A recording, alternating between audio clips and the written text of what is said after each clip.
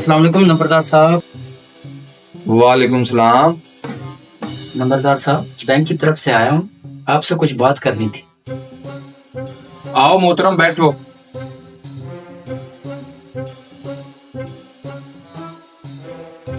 नंबरदार साहब, मेरी आपसे गुजारिश ये है कि माशाल्लाह ज़मीन तो आपके पास बहुत ही ज़्यादा है, अगर बैंक से लोन ले लें तो और ज़्यादा अमीर हो जाओगे।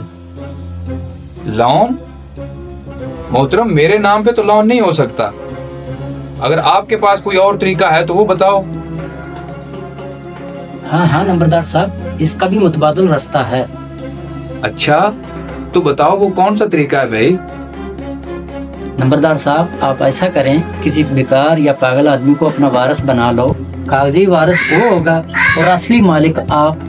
जमीन उसके नाम लगानी पड़ेगी और लोन अप्लाई हम कर देंगे।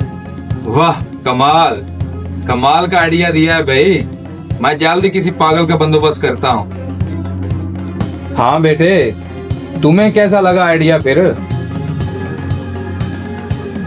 ठीक है नंबरदार साहब, मैं चलता हूँ, आपका इंतजार रहेगा। ओके, अल्लाह।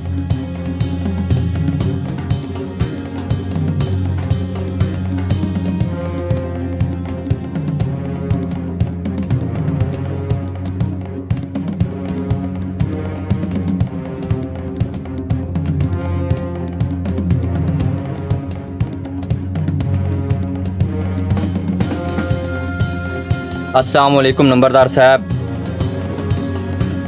वालेकुम सलाम। सरवर चाचा, शोएब बैठो इधर।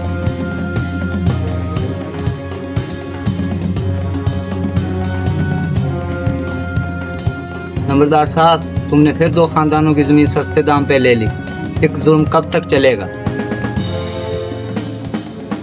चाचा सरवर, मैं तो लोगों की मदद करता हूँ। लोगों को पैसे चाहिए होते हैं, वो जमीन बेच देते हैं। इसमें मेरा क्या कसूर है? मदद?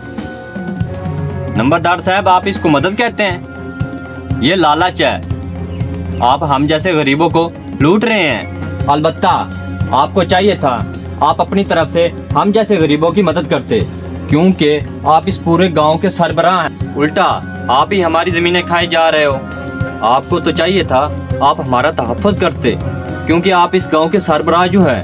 बाजी, लगता है लोग वाकई हमसे तंग हैं। ये सब तुम्हारे लिए तो कर रहा हूँ। ये सब जमीनें, जायदाद तुम्हारा ही तो मुस्तकबिल है।